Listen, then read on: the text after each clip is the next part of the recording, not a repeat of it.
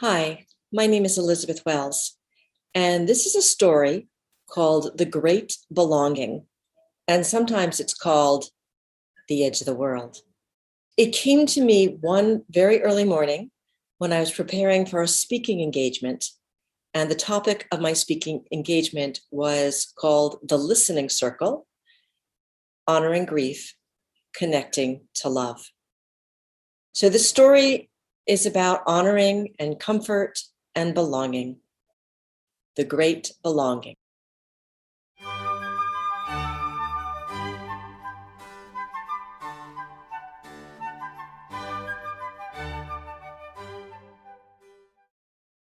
Once upon a time, there was a woman who lost everything: parents, husband, children, all family and friends, her home, her work and wealth, her country and dreams. She walked lonely through the world, becoming ill inside her heart, feeling weaker and weaker. And the worst grief of all was that she couldn't share how she felt because the world did not understand. She was alone in her grief. The world tried to help her. They tried. They offered her words of comfort and support. They said, "You will adapt. You're not alone. Are you better now? I know exactly how you feel. Don't cry. God needed your people. You are strong. Move on. They wouldn't want you to be so sad. Look at the bright side. You had them a long time. Be grateful for that. Oh, you're in the 5 stages of grief. Have you ever thought about taking this new course to let go of the past and become more positive? You can choose to be happy. You must be better by now. You know, grief gave me more compassion, and I think this experience is teaching you about detachment. You'll grow from this. This too shall pass. Let it go. You will get over this." But with all this advice, no one could simply sit with her in the great sadness that she held, not only for herself, but also those she recognized in the world too. So she went through her days with no one to share the stories of her loved ones with, to share what her days had been like, to share her heartache and pain, her dreams for what was lost, or even rarer, for what might be for the world.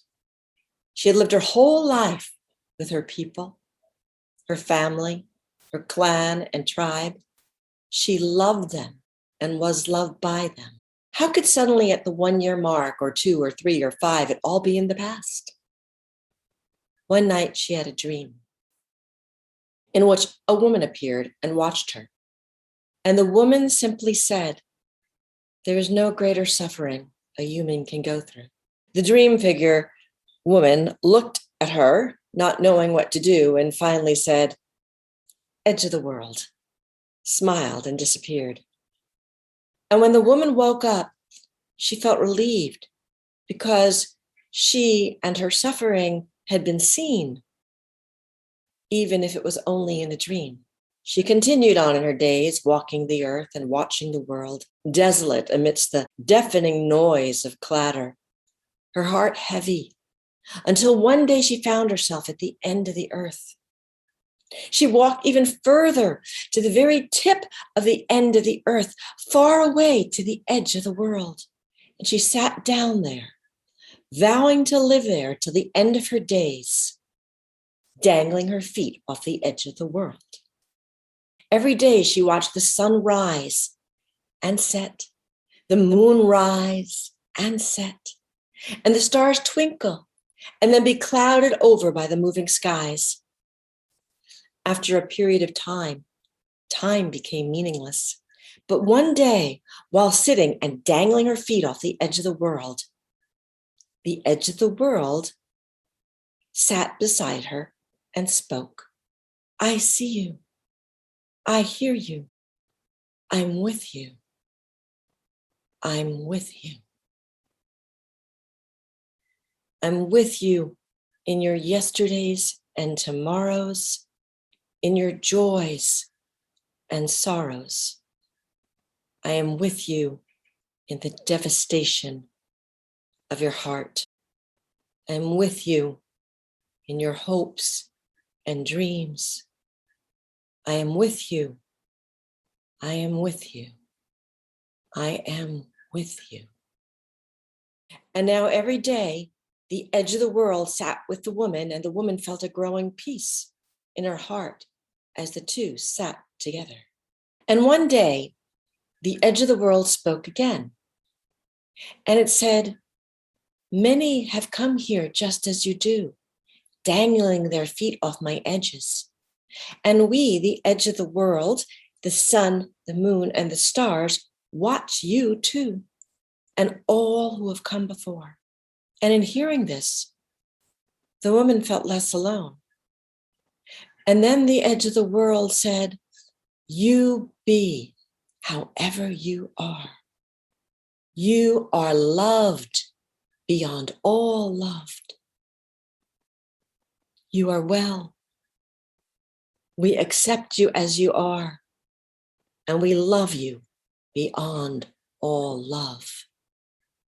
You are loved beyond all love. The woman's eyes brimmed with tears and relief, and soon the woman started to have a bit of pep in her step as she moved towards her daily walks to the edge of the world. And one day as they sat together, the woman looked up and noticed a child to her left and a man to her right. And they each sat alone at the edge of the world with their feet dangling. She got up and walked to the child and sat next to the child for a long time in silence.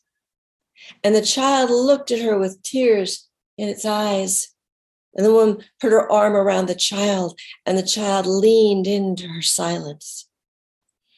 Many days passed like this, until one day the woman spoke and said, I'm here with you. I am with you in your sorrow and pain. I will not go away. And the child weakly smiled, and many more days passed. And one day the woman said to the child, would you like to take a walk?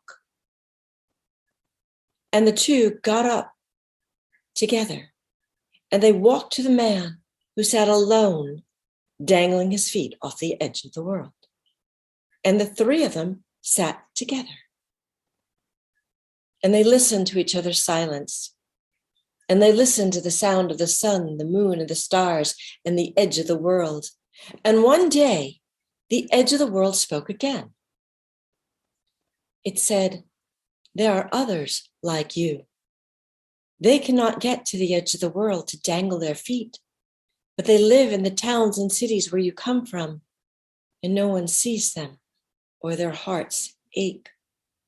And the woman and child and man slept on these words.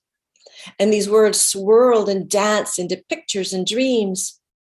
The woman saw herself walking towards the towns and gathering the people who were sorrowing. And together she saw them all sitting in a great circle of belonging, where they listened with deep sweetness. And in their listening, waves of distress rose high and then were calmed. And the man, he walked to the towns and cities singing a song like he used to do for a minstrel he had been. And all the birds started to sing, and all the bells started to ring, and the echoes of loved ones and ancestors flew across the world and from beyond the world to chime in and sing with him too. And the child dreamed that he danced towards the cities and towns, and the flying ones came along, birds and planes, flying saucers, butterflies and feathers and dandelion wisps.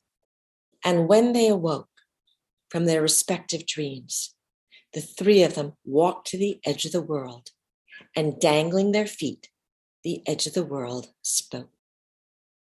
Sometimes there are no answers, no ribbons or bows to wrap up the painful part of your lives with, but to live unaccompanied in sorrow and disappointment.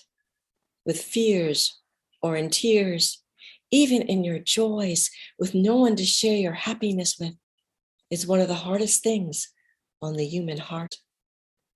Listening is the great medicine. Hearing another's pain is a great kindness, one of the most loving things you can do. And song is a balm. When you sing, others will come along. You will find release and relief on which tears can ride, on which laughter can rise, for laughter and tears are great medicine too. Little do people understand the mysteries of death and the sacrament of sorrow, the Edge of the World said. It is sweet to be silent before grieving people, bow before grieving loved ones, become an empty vessel in their presence, and you will have given everything to them in love. The woman and child and man got up together and slowly walked back to the towns and cities, and they saw what sat behind people's eyes, and they listened to the suffering and songs in hearts, and one by one, people came to sit together. Some sang, some wailed, some beat the ground, some beat drums, and the wailing became songs, and the drumming became praise for each other's heart, however they were. And they lifted their arms, and the child led them in dance for what they grieved, for the lost and the found, for sorrow and joy, for the ones gone on and the ones to come, praising and singing to their fear and grief, for the world and those who were still lost and alone, singing for the known and unknown, for the sun, the moon, and the stars, and the edge of the world. They did not forget the sorrows or scars. They did not go away completely, but they were embraced as a great mystery. Sometimes the people witnessed and spoke and sorrowed and wept, and other times they laughed and sung and loved, and often they did it all together. And also for the many who still were not safe to do so. And in this, they were lifted in a great belonging, recognizing one another, what had been, what was, what would come, always holding a special place and space in the great belonging. And many did come, and many rested in the great belonging.